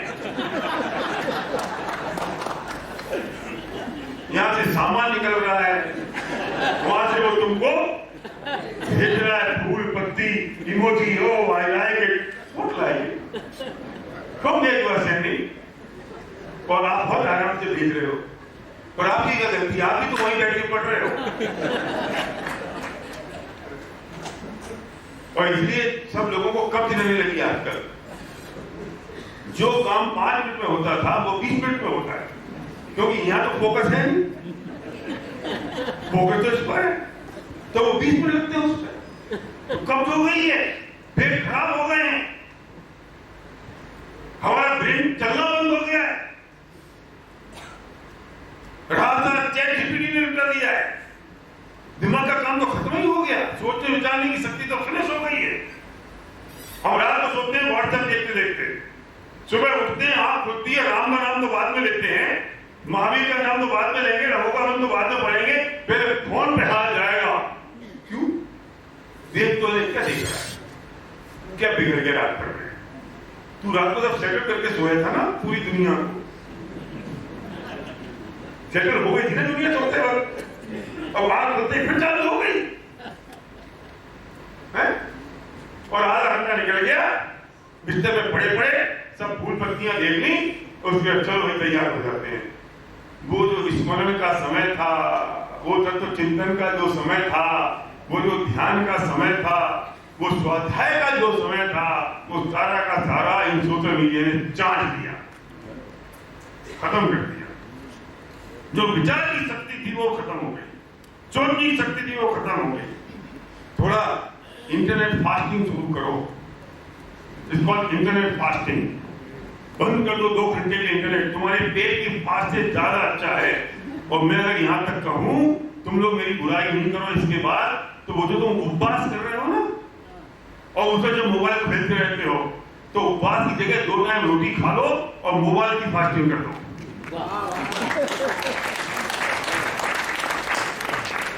खत्म हो गई सोच, बंद हो गया, सोचने समझने की शक्ति चलेगी, चिंतन की बात खत्म हो गई, उलझना जो कंसंट्रेशन खत्म हो गया, कॉन्फिडेंस खत्म हो गया, एकाग्रता खत्म हो गई। अब हम वो सोच रहे हैं जो दुनिया में सुचवा रही है। इंस्टाग्राम पे क्या देखते हो, क्या देखते हो?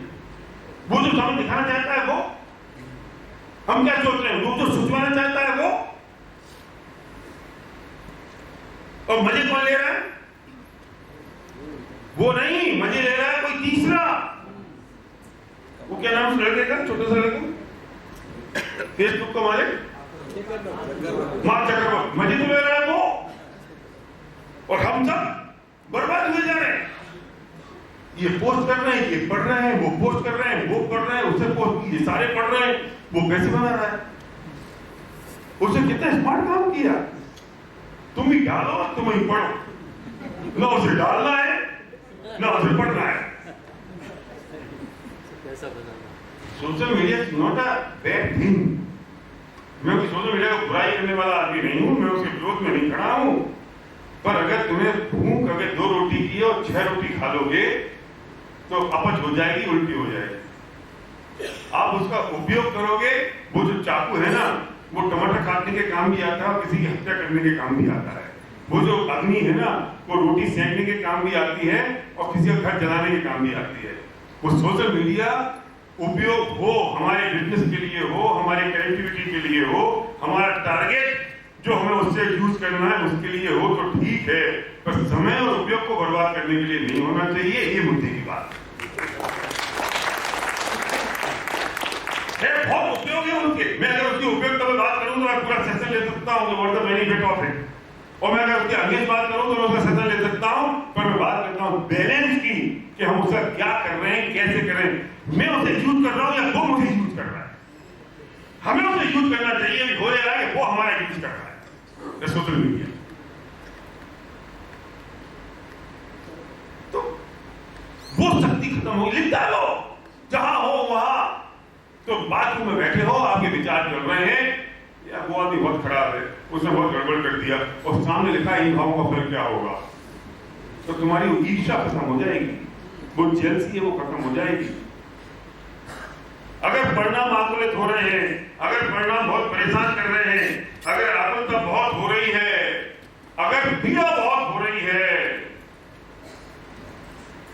क्रोध मान माया लोभ के परिणाम आ रहे हैं, यश का परिणाम आ रहा है कि यार मैं बहुत अच्छा बोल रहा हूं, ये सब लोग मेरी बात सुन रहे हैं, और मैं थोड़ा अहंकार में आ जाऊं, तो सामने लिखा दिखना चाहिए इन बाबू का फल क्या होगा। आपकी मोबाइल स्क्रीन पे इतनी अच्छी सुविधा है, ये यहाँ वहां संता बंता की फोटो हटा के और तुम्हारे बच्चों के फोटो भी हटा दो, सामने तो है बच्चे, मोबाइल भी देखना है बच्चों को,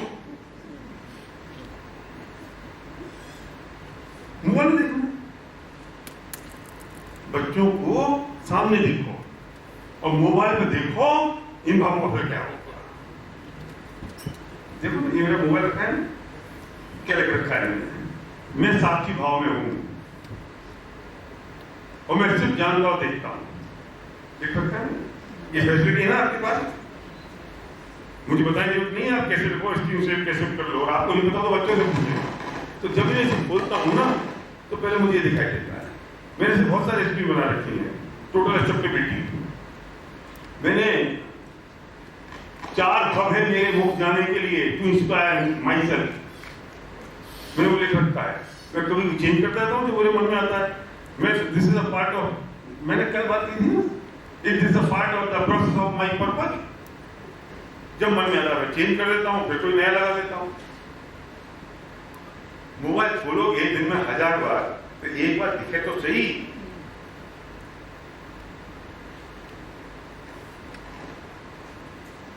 तो क्या होगा कि जैसे ही चिंतन मनन होगा, ये विचार आएगा, तो मुझे तुरंत ये ख्याल आएगा, नहीं इन भावों का फल क्या। तो आज की शाम या आज की सुबह, संडे का दिन है, अपने हाथ से लिखना कागज पे और अपने बालों पे चिपका दो बेडरूम में।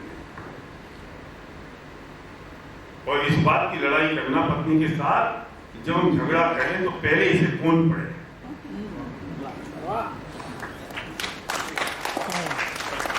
बच्चे को अधिकार दे दो इस बात का कि बेटा जब भी कोई मेरे परिणाम कठोर हो, तू मुझे याद देना पापा इन बातों का फल क्या हो। और बच्चों से कहना अपने बाप को अधिकार दे दो, क्योंकि जब एक परिणाम ना आकुलता के तीव्र होते हैं ना तो भाई, तो वो विचार याद नहीं आता। और कोई अगर हमारा स्थितिकरण कर दे और कोई ये ज्ञान करा दे, कोई ये बता दे, या दीवार पर लिखा हुआ देख लूं, तो तुरंत मेरे परिणाम, इस सॉल्यूशन की बात कह रहा हूं मैं, तुरंत चेंज होगा थॉट प्रोसेस। नहीं बाबू का फल क्या होगा। और जब ये होगा तो एक समस्या और आती है जिसमें मैं उत्तर यहां दे दूं, और उसके बाद हम शायद समय 5-7 मिनट है ना, हाँ, कि इस क्वेश्चन पूछते लोग कि साहब हम कितना सब कुछ बहुत बढ़िया कर रहे हैं, मंदिर जाते हैं, पढ़ते हैं, पूजन करते हैं, मैं भी गलत काम नहीं करता हूं, मैंने कुछ नहीं किया, फिर भी मेरे साथ बुरा होता रहता है। और जो लोग दारू पी रहे हैं, नॉनवेज खा रहे हैं, विषय कसाय में 24 घंटे लिप्त हैं, सारे कुकर्म वे करते हैं, वे फलते फूलते जाते हैं। इसका हम क्या करें? तो फिर बहुत अच्छा है ना, अपन जैसे कुकर्म कर लो, ये बॉटम लाइन है। काय को फिर हम इतने सदाचारी जीवन बिताएं? क्यों हम फिर इतने संयम में रहें? क्यों फिर हम इतने शांत रहें? क्या जरूरत पड़ रही है भाई?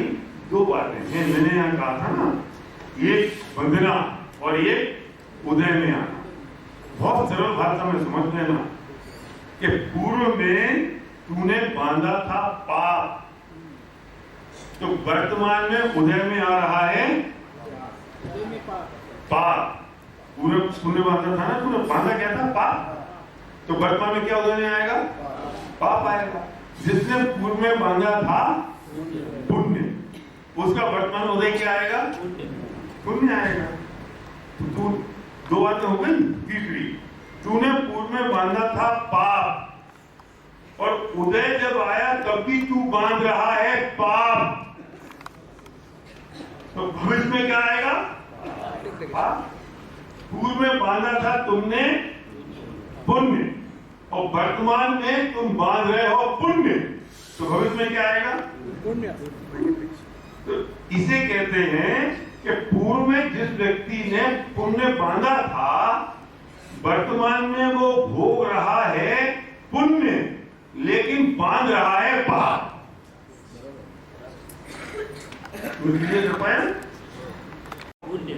पुण्य लेकिन बांध रहा है पाप। और पूर्व में जिसने बांधा था पाप, भोग रहा है वो पाप का उदय, लेकिन बांध रहा है पुण्य, तो भविष्य में क्या होगा? पुण्य आएगा। इसे कहते हैं कि तुझे जो अभी दिखाई दे रहे हैं ना पुण्य के उदय में, वो पूर्व में उन्हें पुण्य बांधा था, इसलिए पुण्य का उदय दिखाई दे रहा है, पर वर्तमान में तो उनके जो परिणाम है वे तीव्र कसाय के हैं, और वर्तमान में इतना पाप बांध रहे हैं कि उनका भविष्य तो अंधकार में है। तो तू उनसे प्रेरित होके अपने परिणामों को तू बुरा मत कर, अपने भावों को तू बुरा मत कर, क्योंकि वे कितने पुण्य का उदय है उनका, और वर्तमान में ऐसा भाग रहे हैं, तो पूर्व का भोग रहे हैं ना, वर्तमान का तो नहीं है ना।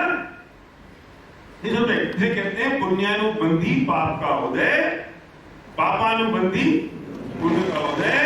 पुण्य का उदय है और बांध रहे हैं पाप, पाप का उदय है और बांध रहे हैं पुण्य, क्योंकि चक्र है ना। तो पुण्यानुबंधी पाप का उदय है कि पापानुबंधी पुण्य का उदय है, कि पुण्यानुबंधी पाप का उदय हो रहा है कि पापानुबंधी पुण्य का उदय हो रहा है, ये उसके अपने परिणाम पर है। तो इस बात से प्रेरित मत हो कि वो देखो स्मगलर है, इतने पाप कर रहा है, इतना सब कुछ कर रहा है और कितनी मर्जी में रह रहा है, तो तुझ में शुरू कर दे। अरे आज तो जिसे मिल रहा है वो पूर्व का बना हुआ पुण्य था, तो वर्तमान में निरंतर वो पाप बांध रहा है, तो उसका भविष्य क्या होने वाला है, इसमें इंस्पायर मत हो। और ऐसे लोग अपने जो कुछ अच्छा कर रहे होते हैं उससे भी भटक जाते हैं कि बुरा करने वाले पनप। जैसे लोग कहते हैं, हमारे नौजवान इन्वेस्टर तो यही कहते हैं कि जितने लोग बुरा कर रहे हैं उनका बहुत अच्छा हो रहा है, और जितने लोग अच्छा कर रहे हैं उनका बुरा हो रहा है, तो काय को अच्छा करना चूल्हे में जाए, अब हम तो बुरा ही बन जाते हैं। ये उनका उत्तर है, छोड़ देना, नहीं चाहिए तुझे वो, क्यों करना है।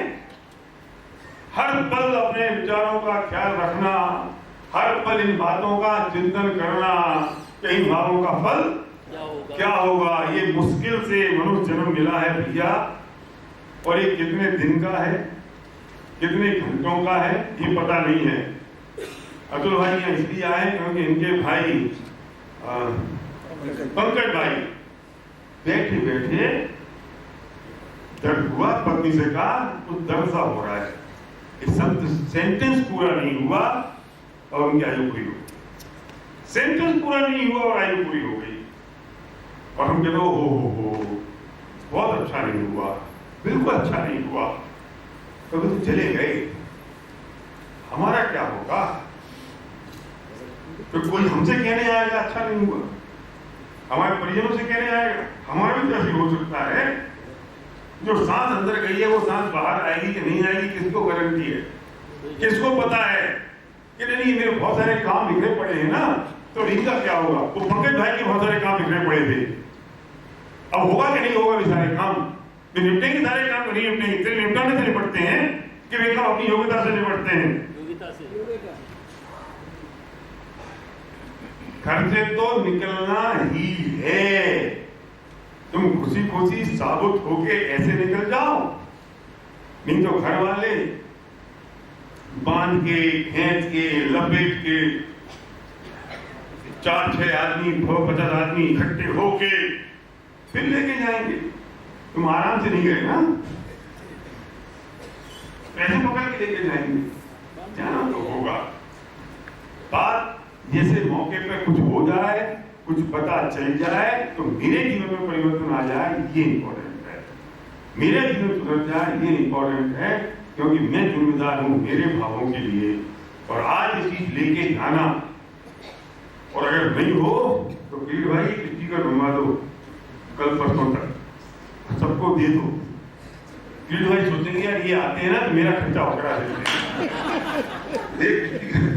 स्टीकर बनवा दो, कि कौन लिखेगा कौन लगाएगा, स्टीकर दे दो, एक को 2-2, 3-3 हर बेडरूम में लगा दें, गाड़ी में लगा दें, बाथरूम में चिपका दें, और देखते रहे इन भावों का फल क्या होगा। और अपने विचारों पे एनालिसिस करें कि मेरे कौन से भाव हैं और इन भावों का मुझे क्या फल मिलने वाला है।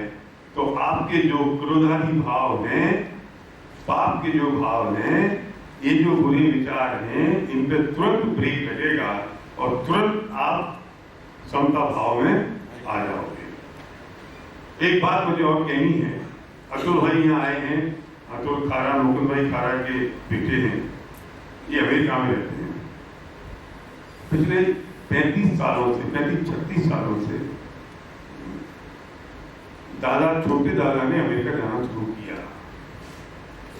और अतुल भाई ने एक एक आदमी को उठा उठा के, बुला बुला के, बात करा करा के, दादा का के सामने बिठा बिठा के, रोचन करा करा के, क्लास शुरू करा करा के तत्व ज्ञान की गंगा पूरे नॉर्थ अमेरिका में बहाई। उसके लिए कि उसकी जिम्मेदारी रहती है।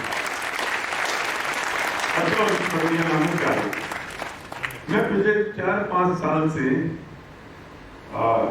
एक साल में एक बार शिविर करते हैं। इन्होंने एक संस्था बनाई जिसका नाम है जैन अध्यात्म study circle of north America, और उसमें बोलते हैं चाणा।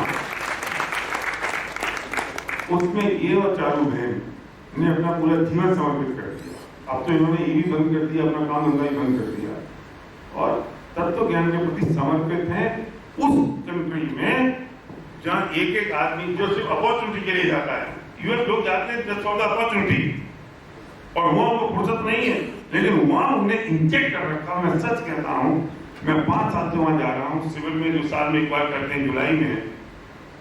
वह मुझे कहने में संकोच नहीं है कि हिंदुस्तान में लोगों को जितनी तत्व की रुचि है और जितनी गहरी पकड़ है, उससे ज्यादा अमेरिका में है।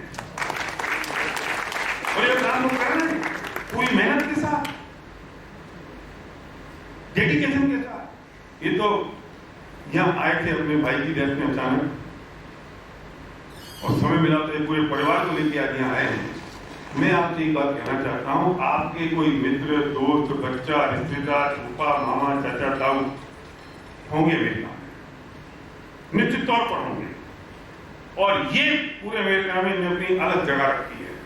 आपका काम सिर्फ इतना सा है कि उनको इतना सा कहो कि तुझे अगर तत्व ज्ञान समझना है, जिंदगी में पीस चाहिए, शांति चाहिए, तो मैं ईमेल आईडी तुझे भेज रहा हूँ, इस पे अपना एड्रेस दे, नाम दे, और बता तू इनसे संपर्क कर ले। तो खारा से उनका फोन नंबर भी दे रहा हूँ। मैंने इनसे कहा अपना मत तो, परेशान हो जाओगे।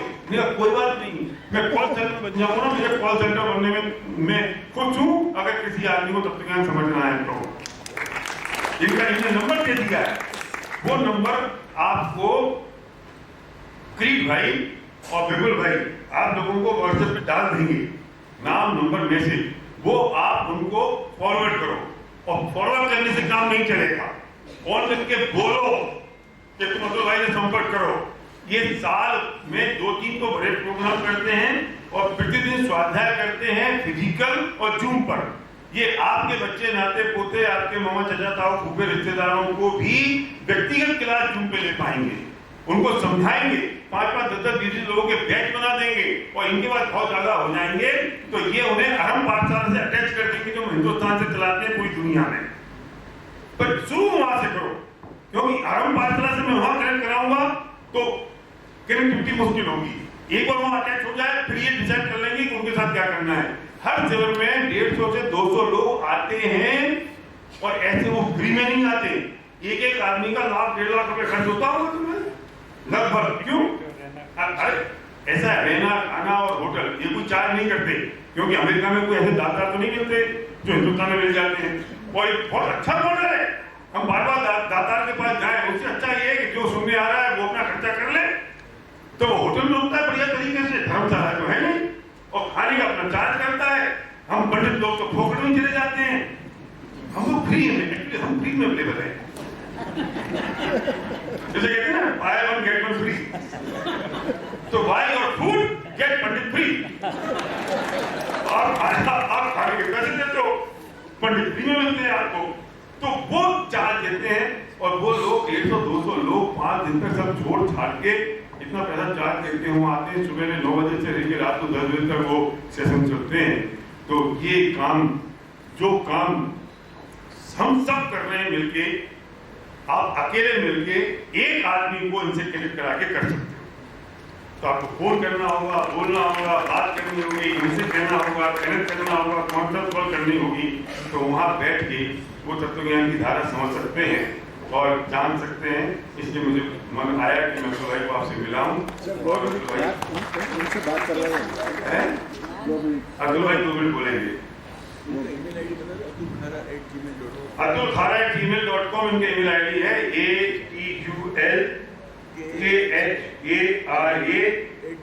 ATULKHARA@gmail.com। वो व्हाट्सएप में डाल अब वो डाल देंगे, लेकिन फिर भी जिसको लिखना हो तो मेरा यहाँ पर मेरी आज की बात इन भावों का फल क्या होगा ये पूरी होती है। और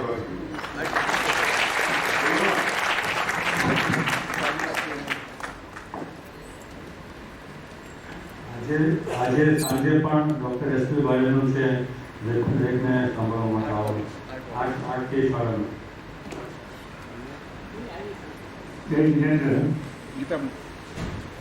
तो ये जो एसपी बारिल साहब ने जो बताया वो 5 मिनट बैठे रहवा विनंती। मैं ज़्यादा नहीं बोलूँगा, 30 सेकंड में खत्म करता हूँ।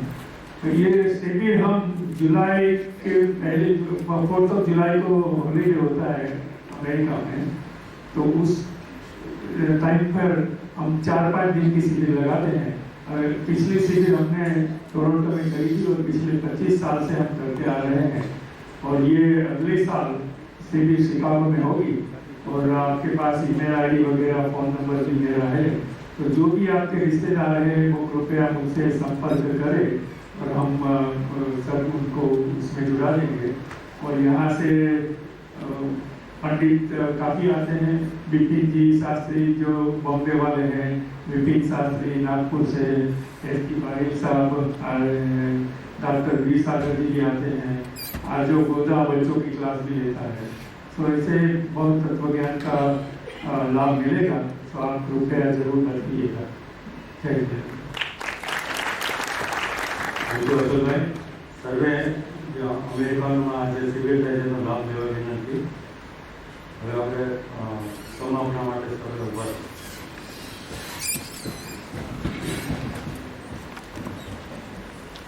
हे भगवान हूँ बहुत भूली गयो कि तमारा अमूल्य वचन ने लक्ष्मा लीधा नहीं, तमारा कहेला अनुपम तत्वों में विचार कर्यो नहीं, तमारा प्रणित करेला उत्तम शिव ने सह्यु नहीं, तमारा कहेला दया शांति क्षमा और पवित्रता मैं ओळख्या नहीं।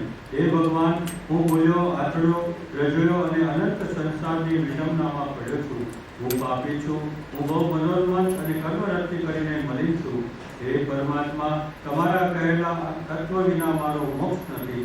हूँ निरंतर प्रपंच में पड्यो छूं, अज्ञान थी अंत थयो छूं, मारामां विवेक शक्ति नहीं और हूँ मूर्ख छूं, निराश्रित छूं, अनाथ छूं।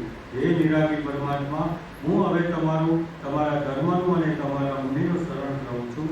मारा अपराध सही थई हूँ ते सर्व पापथी मुक्त थाऊं ए ज मारी अभिलाषा छे। આગળ કરેલા પાપોનો હું હવે પશ્ચાતાપ કરું છું। જેમ જેમ હું સૂક્ષ્મ વિચારથી ઊંડો ઉતરું છું તેમ તેમ તમારા તત્વના ચમત્કારો મારા સ્વરૂપનો પ્રકાશ કરે છે। તમે નિરાગી નિર્વિકારી સચ્ચિદાનંદ સ્વરૂપી સહજાનંદી અનંત જ્ઞાની અનંત દર્શન અને ત્રિલોચક પ્રકાશક છો। હું માત્ર મારા યુક્તિના અર્થે તમારી સાથે ક્ષમા ચાહું છું। એક પળ પણ તમારા કહેલા તત્વની શંકા ન થાય। તમારા કહેલા રસ્તામાં હો રાખતો હું રહું એ જ મારી આકાંક્ષા અને વૃત્તિ કહો। हे सर्वज्ञ भगवान तमने हूँ विशेष शू कहूँ, तमाराथी कई अजाण्यु नहीं, मात्र पश्चातापथी हूँ कर्मजन्य पापने क्षमा इच्छुं छूं। ओम शांति शांति शांति। ओम नमस्कार।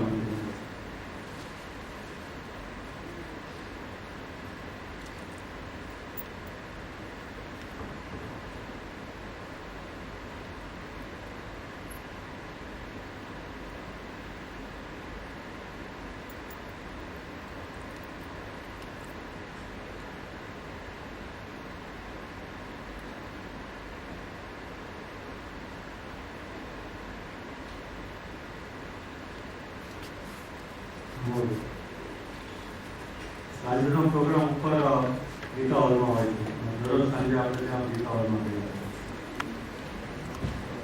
છીએ।